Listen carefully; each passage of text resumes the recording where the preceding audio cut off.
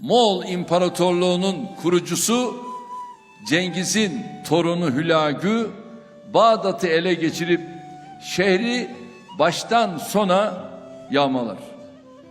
Kimi kaynaklar bu yağmada 200 bin, kimi kaynaklar 400 bin kişinin katledildiğini söyler.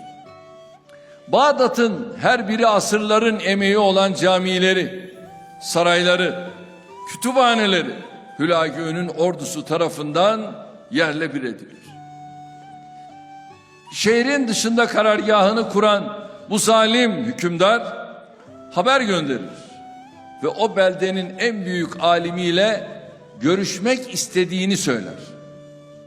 Tabii hiçbir alim Hülagü'nün karşısına çıkmak için gönüllü olmaz.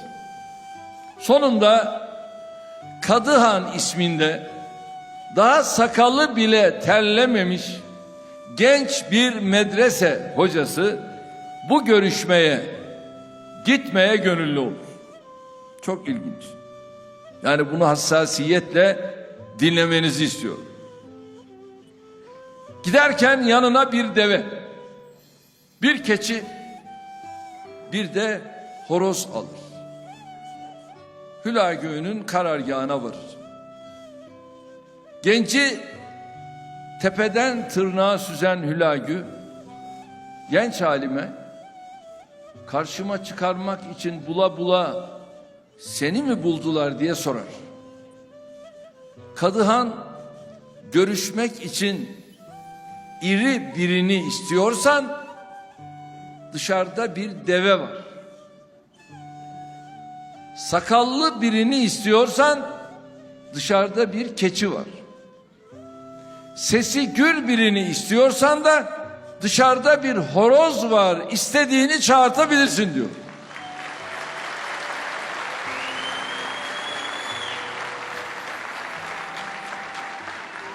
Hülagü karşısındakinin boş biri olmadığını anlayınca söyle bakalım der. Beni buraya getiren sebep nedir? Genç alim cevap verir. Çok anlamlı.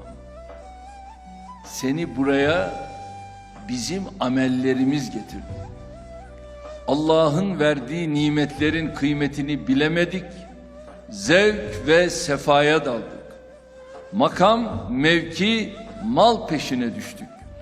Allah da nimetlerini geri almak üzere seni gönderdi.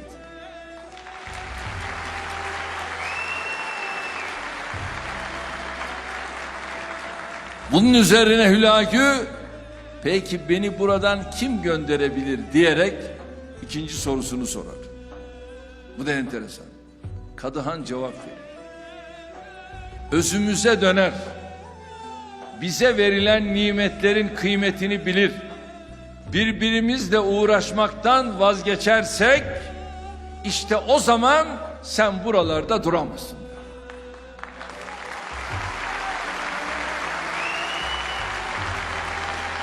Kardeşlerim, ne demek istediğimi anlıyor musunuz?